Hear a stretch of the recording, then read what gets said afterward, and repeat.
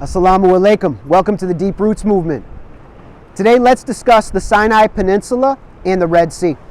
So here I'm in Dahab on the Gulf of Aqaba, which is a gulf connected to the Red Sea. And the Sinai Peninsula is triangular shaped. On one side it has the Gulf of Suez, and then on the other side, on the eastern side, we have the Gulf of Aqaba here. And then at the tip, you've got a place where these two seas, the two seas of the Gulf of Aqaba and the Gulf of Suez meet at the very tip, down near Sharm al Sheikh. Both seas are actually part of the Red Sea, which is the northernmost tropical sea. It is one of the warmest seas. It is one of the seas with the highest salt content. It also has a tremendously wealthy, how can I put this? There is a tremendous wealth of flora and fauna under the sea of various types of fish and coral and many types of organisms, sea mammals, giant sea mammals.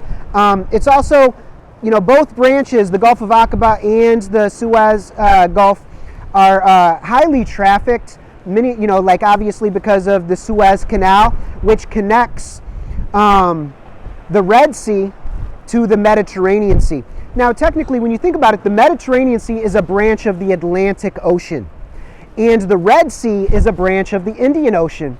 So here in the Sinai Peninsula, we have the waters and creatures and cultures and energies of the Mediterranean and Atlantic world meeting the Afro-Asiatic and Indian Ocean worlds. So it's a very interesting place if you think about it in those kind of terms.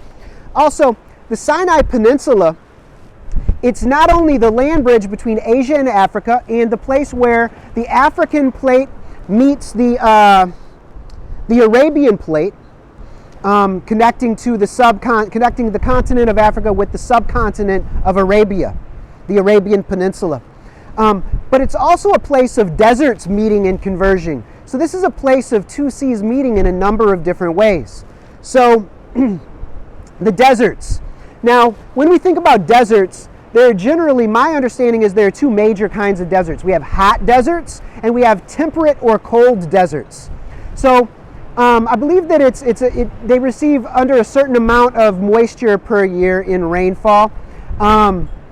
Maybe it's 10 centimeters or 10 inches. Correct me if I'm wrong, or direct us to the correct information for viewers. If you happen to know this information, it's fascinating to me. If you look at maps of deserts online and look at the two major kinds, you'll notice that there is basically a continuity of desert region starting out by Mauritania in Western Africa, in Morocco in northwestern Africa, stretching straight across Africa and up through Egypt, through the Arabian Desert, including the Syrian Desert, all the way and including part of some desert regions of Iran, and all the way to the Thar Desert, or the Great Indian Desert, where Pakistan and India meet.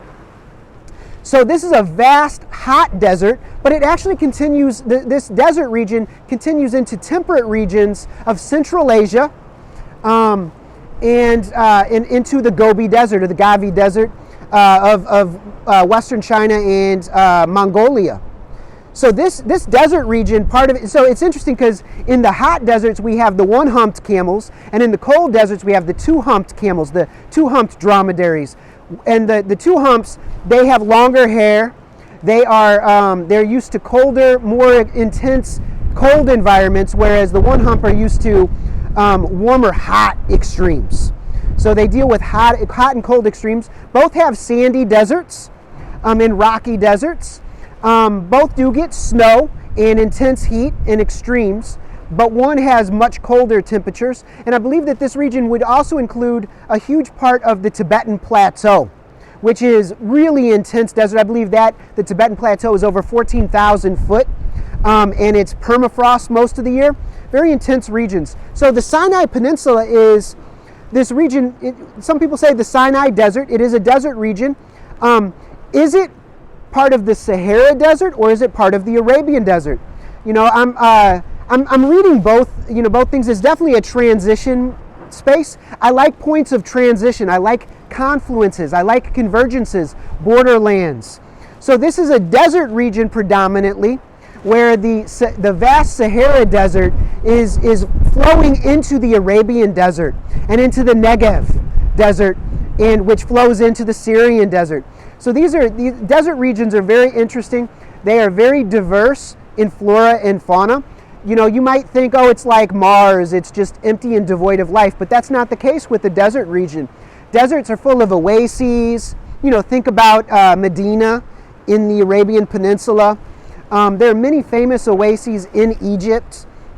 So anyway, and inshallah we'll be able to visit some of these and bring this information to you.